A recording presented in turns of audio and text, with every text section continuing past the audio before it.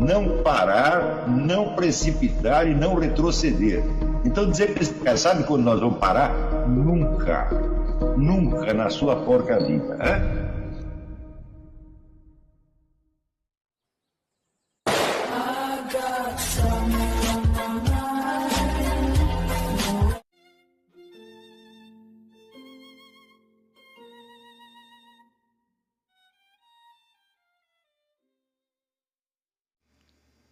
E aí pessoal, tranquilo?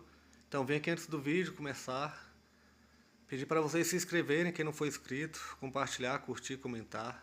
Quem puder seja membro do canal, que isso ajuda bastante. Tem também o link do Apoia-se. Quem puder ajudar nosso canal e apoiar financeiramente vai ser muito bem-vindo. Mas o mais importante é transmitir o conteúdo e os conhecimentos do professor Olavo de Carvalho para mais e mais brasileiros. Então compartilhe e ajude aí nossa causa. Muito obrigado a todos os membros, apoiadores do canal. Fico muito feliz. Tenho certeza que a gente está no caminho certo. Então fiquem com o vídeo e até mais. Valeu! Então você, usando os termos inapropriados, você tenta expressar o que você quer, mas você pode acabar dizendo uma coisa que não era o que você queria. E neste caso, o seu testemunho não vale mais nada. Não é isso? Então, como preliminar, vamos dizer, ao ingresso nas questões filosóficas, nós temos então esse duplo adestramento, que é exatamente tudo o que eu estou tratando aqui nessas aulas. O adestramento da linguagem e o adestramento do testemunho. Estão entendendo? Nós dizemos, isto ainda não é uma temática propriamente filosófica, se bem que possa ser sob certo aspecto, mas é um preliminar. Sem esse preliminar, nada se pode fazer. Mas existe um terceiro preliminar. Né? Esse preliminar é o seguinte: toda discussão filosófica parte de ideias correntes, parte de opiniões que estão em circulação, parte de maneiras mais ou menos padronizadas de formular as questões, maneiras que estão também em circulação e que chegam até você, e que equacionam os problemas desta ou daquela maneira. Né? Por exemplo, ontem, aqui estava a Isabela me contando que alguém perguntou para ela se eu gosto do Barack Obama. Eu digo, olha, mas isso é uma questão, para mim é uma questão terrível. Né? Como é que eu posso saber se eu gosto de um sujeito que eu nunca vi, do qual eu só sei coisas que terceiros falam dele, né? E que, sobretudo, desconhece a minha opinião a respeito dele e não lhe dá a mais mínima importância. Né? Por exemplo, se Barack Obama quisesse casar comigo, né? Eu precisaria saber se eu gosto dele ou não. Né? Mas acho que, graças a Deus, não é esse o caso. Eu não estou correndo esse risco. Tá certo? Tão cedo. Mas se uma pessoa quer casar com você, quer namorar com você, bom, daí você tem que saber se você gosta dela ou não. Né? Mas se é por um sujeito ser presidente de um país onde você não é nem mesmo eleitor, né? Como é que esse gostar ou não gostar vai se encaixar, né, na situação? Não se encaixa absolutamente. Né? Então você vê que a pergunta está deslocada em relação à situação. Né? Quer dizer, eu não sei como seria a expressão correta do problema, mas este gostar ou não gostar certamente não é. Eu não pensei nisso. Qual seria a pergunta certa? Né? Mas você vê, nós estamos o tempo todo, né, colocando questões da maneira como nós as recebemos dos meios de comunicação. E frequentemente nós nem sequer percebemos que essas maneiras não expressam o que nós mesmos estamos querendo saber. Não é isso? Mas te coloca, por assim dizer, dentro de uma outra conversa. Você quer conversar uma coisa, mas só existe elementos, só existe repertório para participar de uma outra conversa. Tá certo? Então, na filosofia isso aí é imperdoável. Porque qualquer questão colocada de tal maneira que os seus termos estejam fora do eixo da situação real em investigação, só vai levar a conclusões estapafúrdias, tá certo? Ou vão se multiplicar em perguntas e mais perguntas e mais perguntas e mais perguntas, de modo que tudo se torne absolutamente irrespondível e você tem que, no fim, resolver a coisa por uma decisão arbitrária sua, tá certo? Como a filosofia parte dessas questões públicas, então, ela parte de elementos culturais que já estão consolidados, por assim dizer. E a absorção desses elementos culturais é um elemento fundamental. Note que nem sempre esses dados culturais nos chegam até nós como questões filosóficas. Eles chegam como experiência humana, chegam como crenças coletivas, como símbolos, né, incorporados na linguagem, etc, etc. Mas é a cultura que nós temos, tá certo? E aí tem um detalhe particularmente espinhoso. Não é possível você formular as questões filosóficas desde a experiência direta e simples dos seres humanos que te rodeiam, do homem comum, por assim dizer, justamente porque a expressão que este homem comum pode dar a essas questões ou às suas opiniões é bastante inadequada. Quer dizer, você precisa ter uma experiência cultural já elaborada de algum modo. Lembre-se que Aristóteles dizia o seguinte: nós não conseguimos raciocinar a partir dos dados dos sentidos. É preciso que esses dados se incorporem na memória e que, vamos dizer, se cristalizem em certas imagens repetíveis. São estas imagens repetíveis que têm nomes. Os nomes não são as das coisas que você percebeu, mas das imagens delas consolidadas na memória. Não é isso? Se você pegar, por exemplo, sei lá, a palavra elefante. Elefante é o nome daquele elefante que você viu no zoológico? Não. Elefante é o nome da imagem estabilizada que se conservou na sua memória. Não é isso? Então já existe um triplo trabalho. Existe o trabalho de percepção, existe o trabalho de retenção na memória, existe o trabalho de produção da imagem estabilizada. Você vê que nem tudo o que você vê, você consegue recordar. Se você não recorda, você não vai conseguir pensar a respeito. Não é isso? Então, esse recordar é a produção de uma imagem. Essa que foi criada por você. Com base naquela experiência direta que você teve. Tá certo?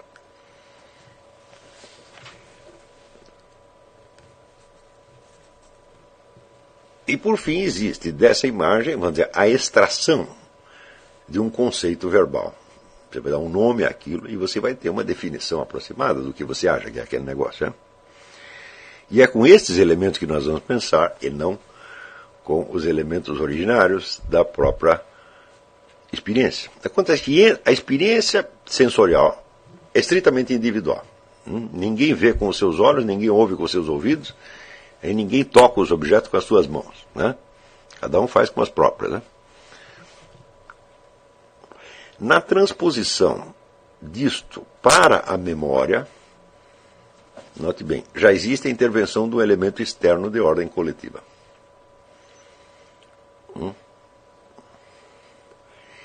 Nós retemos mais facilmente objetos, imagens de objetos, dos quais nós já vimos alguma representação, alguma figura desenhada, alguma fotografia, alguma coisa assim. Porque você faz uma analogia. Não é isso? Mas se você está vendo um objeto que você jamais viu representado, jamais viu desenhado, jamais viu fotografado, você vai ter que fazer o serviço inteiro. Está entendendo? E aí já não é tão fácil. Então isso quer dizer, na simples passagem da nossa percepção para a nossa memória, já existe a intervenção de um elemento cultural. Isso quer dizer que você vai reter mais facilmente daquilo que você viu, daquilo que você percebeu pessoalmente. Você vai reter com mais facilidade aqueles mesmos elementos que já foram enfatizados nas imagens fornecidas pela cultura. Está compreendendo?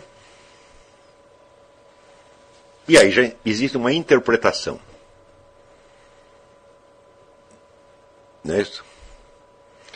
Então, aí você já tem uma distinção a fazer entre o que foi a experiência direta e o que foi a transformação daquilo em imagem de memória com a ajuda dos elementos culturais fornecidos. Está entendendo? Ora, você teve a experiência direta e você tem os análogos culturais com os quais você tenta expressar, não verbalmente, expressar para si mesmo, através da sua memória,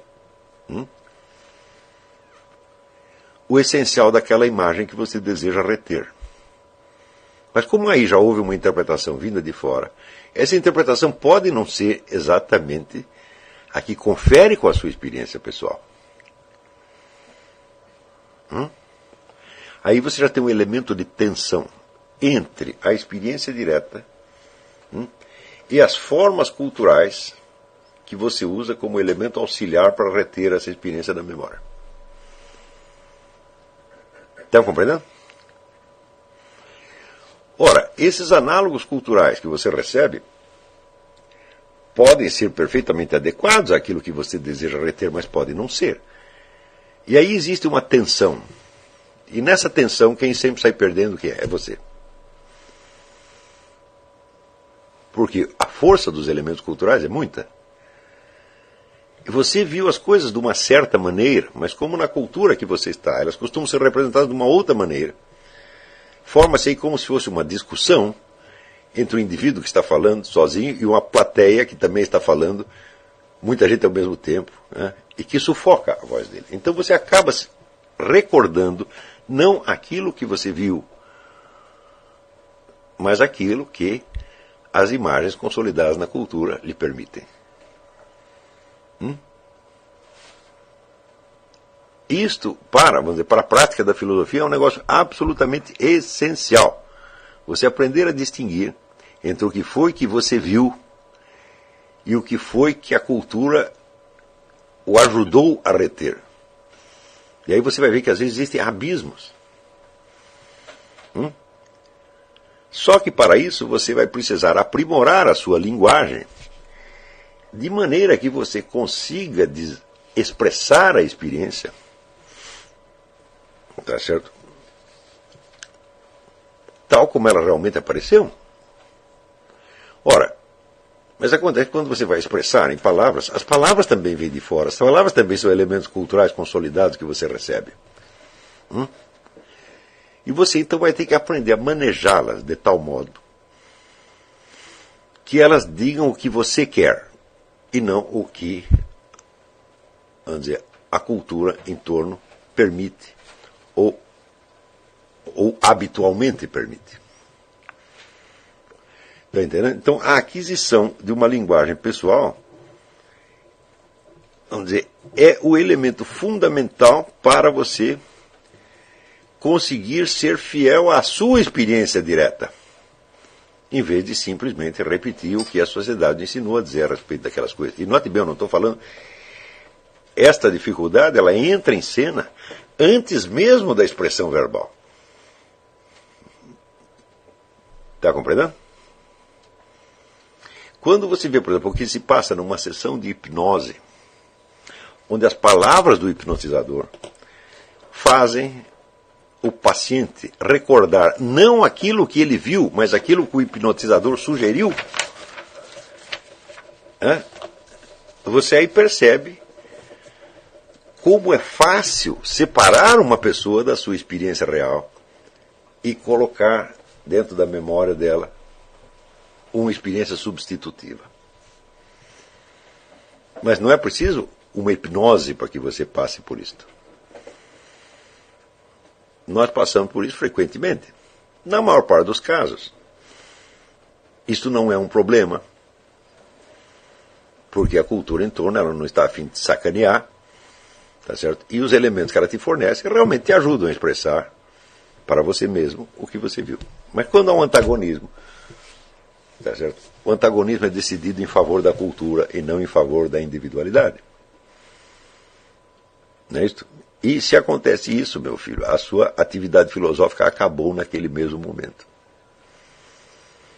Porque você não pode refletir com clareza, tá certo? Com elementos de experiência que já são falsificados e alterados. Está entendendo? Ora,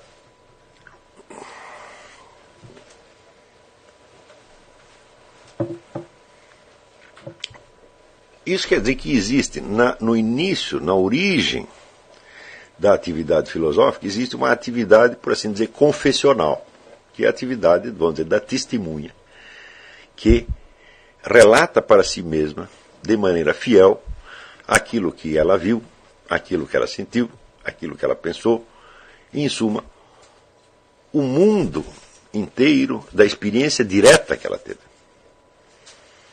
Ora, essa experiência direta ela pode ser difícil de expressar, às vezes impossível, tá certo?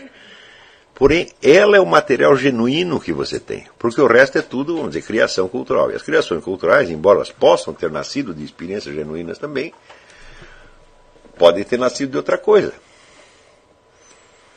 Tá certo? Então, esta noção, vamos dizer, da experiência genuína é fundamental. Porque é daí que vai sair os poucos elementos de certeza que nós podemos ter.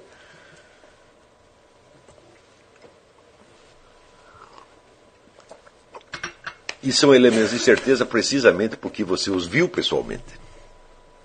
Tá certo?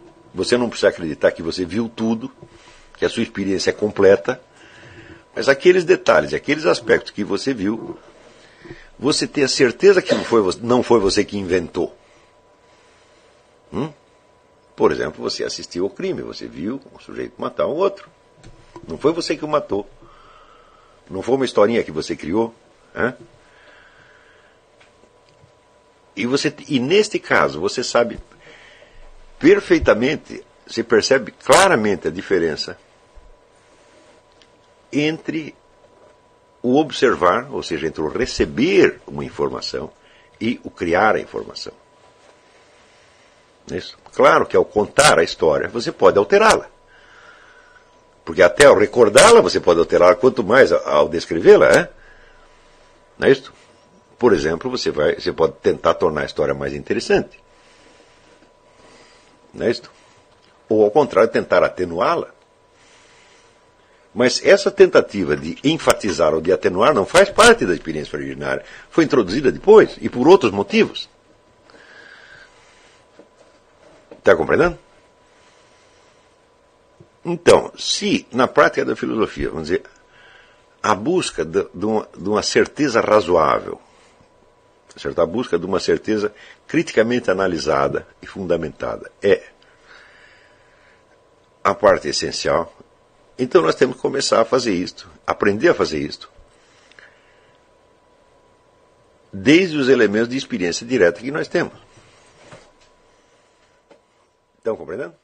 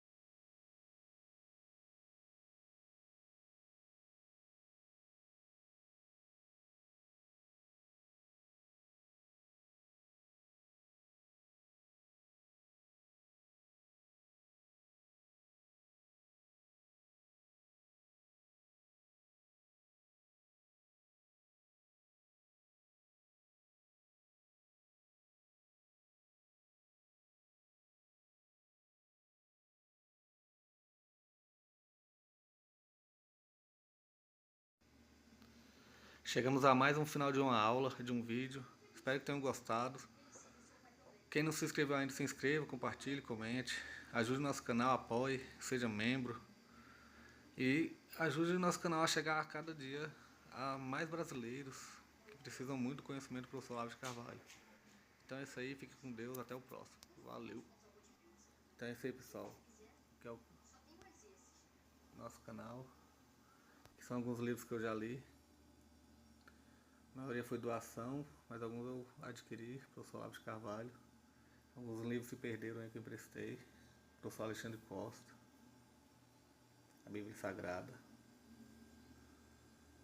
10 lições sobre Karl Marx. Indico a não ler esse livro, que é muito ruim mesmo. Alguns pensadores aqui que realmente, como o professor Olavo de Carvalho disse, não são pensadores. Valeu, tamo junto aí. Apoie nosso canal, seja membro.